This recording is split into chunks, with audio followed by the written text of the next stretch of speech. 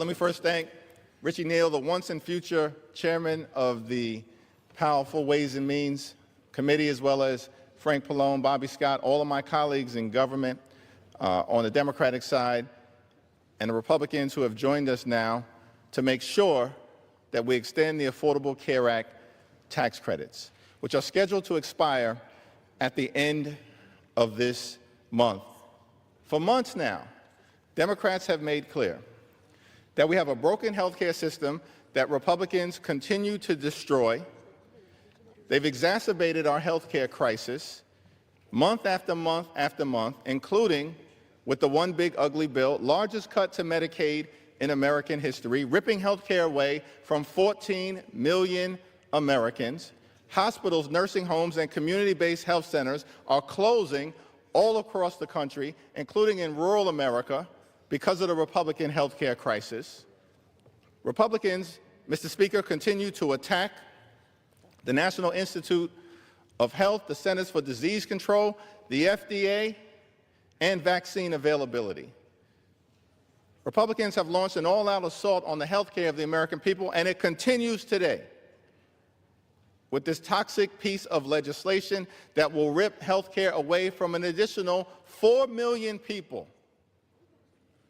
and jam junk health insurance plans down the throats of the American people.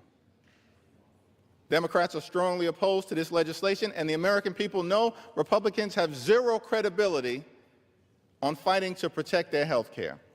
In this great country of ours, the wealthiest country in the history of the world, it should be the case, we believe, that access to high-quality health care should not simply be a privilege, available only to the wealthy, the well-off, and the well-connected. Access to high-quality health care should be a right available to every single American.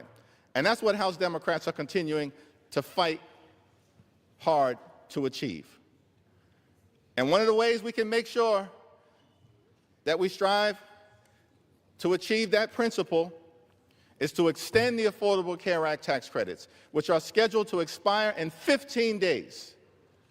And that means that tens of millions of Americans, working-class Americans, middle-class Americans, people in urban America, rural America, small-town America, suburban America, the heartland of America, black and brown communities all throughout America, tens of millions of people, Americans of every stripe, in every region, are about to experience their health insurance premiums increase, in some instances by $1,000 or $2,000 per month. That is unacceptable. And now we have a bipartisan coalition here in the House of Representatives, at least 218 votes, to extend the Affordable Care Act tax credits for 3 years, to provide everyday Americans with the certainty that they deserve in terms of being able to afford to go see a doctor when they need one. Mr. Speaker, Republicans need to bring the Affordable Care Act tax credit extension bill to the floor today. Under no circumstances should we leave this Capitol this week before voting on an extension of the Affordable Care Act tax credit bill that we know will pass, that the votes exist in a bipartisan way to protect the health care of everyday Americans. House Democrats have made clear we are in this fight until we win this fight, to cancel the cuts, lower the costs, save health care, and extend the Affordable Care Act tax credits. I yield back.